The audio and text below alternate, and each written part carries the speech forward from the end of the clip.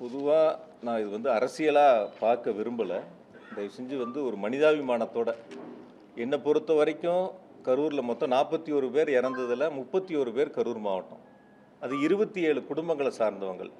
ஒவ்வொரு வகையிலையும் நான் நேரடியாக அந்த குடும்பத்தோட தொடர்புள்ளவன். தொடர்ந்து ஒவ்வொரு குடும்பங்களோடும் நேரடியாக நாங்கள் தொடர்பில் இருக்கக்கூடியவங்க. நேற்று ஒரு இல்லத்திற்கு இரங்கல் சொல்கிறதுக்காக போயிருந்தோம். அந்த தம்பி வந்து சனிக்கிழமை இந்த கூட்டம், ஞாயிற்றுக்கிழமை பெண் பார்க்க போகக்கூடிய தம்பி. டிசம்பர் மாதம் அந்த தம்பிக்கு திருமணம். அவங்க குடும்பத்தில் ஒரு கோரிக்கை தேவை இருந்தப்போ என்னை சந்திச்சிருக்காங்க. நான் அவங்களுக்கான தேவைகளை ஏற்பாடு பண்ணி கொடுத்துருக்கேன். அந்த தம்பி வந்து எங்களுடைய முப்பெரும் விழாவிலையும் அந்த தம்பி பங்கெடுத்திருக்கார், வந்து கலந்துருக்காப்புல. ஆக நாங்கள் வேடிக்கை பார்க்க தான் அந்த தம்பி போனாப்புலன்னு அந்த வீட்டில் இருக்கிறவங்க அவருடைய நண்பர்கள் வந்து அந்த இடங்களில் கருத்துக்களை பரிமாறினாங்க. அதனால் இது ஒரு அரசியல் நிகழ்வாக இவங்க பண்ணாங்க, அவங்க பண்ணாங்க, இவங்க மேலே குற்றச்சாட்டு, அவங்க மேலே குற்றச்சாட்டுங்கிற அது போன்ற கருத்துக்களை நம்ம முன்னெடுக்காமல் இனி வரக்கூடிய நாட்களில் இது மாதிரி ஒரு துயர சம்பவங்கள் இருக்கக்கூடாது. ஏன்னா ஒவ்வொரு குடும்பத்துலேயும் நம்ம நேரடியாக அவங்களோட பங்கெடுத்துருக்கிறோம், அவங்களோட அந்த நட்பு முறையில் நம்ம இருக்கிறோம். அந்த துயர சம்பவங்கள் என்பது யாராலும் 1.5 வயசு குழந்தை, 3 வயசு குழந்தை, 5 வயசு குழந்தை, இது மாதிரி இருக்கக்கூடிய ஒரு சூழலில் ஒரு அரசியலாக இது யாரும் பார்த்திட வேண்டாம். அரசியல் களத்துக்கு நம்ம அதில் போயிட வேண்டாம். வரக்கூடிய நாட்களில் இது மாதிரி எந்த அரசியல் கட்சியினுடைய கூட்டமாக இருந்தாலும் இது போன்ற நிகழ்வு இல்லாத அளவிற்கு அது ஒன்று சேர்ந்து செய்ய வேண்டிய ஒரு பணி.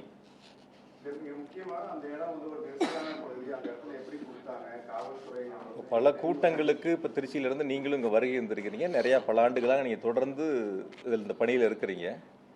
அவங்க கேட்ட இடங்கள் வந்து முதல்ல லைட் ஹவுஸ் கார்னர், அதில் எவ்வளோ பேர் நிற்கலான்னு நீங்கள் சொல்லுங்கள். அந்த லைட் ஹவுஸ் கார்னர் ஜங்ஷனில் அது ஒரு டர்னிங் பாயிண்ட். அது அந்த இடத்துல திரும்புகிற இடம் தானே அது. அந்த திரும்புகிற இடங்கள்ல அந்த லைட் ஹவுஸ் கார்னரில் எவ்வளோ பேர் நிற்க முடியும்னு பத்திரிகையாளர் நீங்கள் தான் உலகத்துக்கு சொல்லணும். அதே மாதிரி அடுத்து கேட்டது உழவர் சந்தை. உழவர் சந்தையில் எவ்வளோ பேர் நிற்க முடியும்னு நீங்கள் பாருங்கள். உங்களுக்கே தெரியும், இங்கே இருக்கக்கூடிய எல்லா பத்திரிகையாளருக்கும் உழவர் சந்தையில் எவ்வளோ பேர் கூட்டம் நிற்க முடியும், லைட் ஹவுஸ் கார்னரில் எவ்வளோ பேர் நிற்க முடியுங்கிறது உங்களுக்கு நல்லா தெரியும். பார்த்துட்டு அதுக்கப்புறம் வேலுசாமிபுரத்தில் எவ்வளோ பேர் நிற்க முடியுங்கிறத பாருங்கள். இந்த 3 இடங்களில் எது அதிகமான நபர்கள் நிற்க முடியும், எது அதிகமான நபர்கள் கலந்து கொள்ள முடியும், பொதுமக்களுக்கு எந்தவித போக்குவரத்தும் இடையூறு இல்லாமல் எந்த இடங்களில் அந்த கூட்டம் நடந்தால் மக்களுக்கு சிரமம் இல்லாமல் இருக்குங்கிறது நீங்களே ஒரு கணம் சிந்திச்சு பாருங்கள்.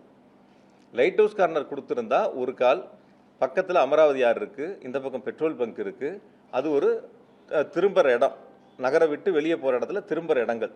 அந்த இடங்கள் அந்த சந்திப்பு இருந்தால் ஒட்டு மொத்தமாக மாநகரம் முழுக்க ஒரு போக்குவரத்து நெரிசல் ஏற்பட்டிருக்கும். எனக்கு தெரிஞ்ச வரைக்கும் அந்த இடத்துல இருந்திருந்தால் ஒரு அதிகபட்சம் ஒரு 7000 பேர் நிற்கலாம், 5000 ஒரு 7000 பேர் நிற்கலாம்.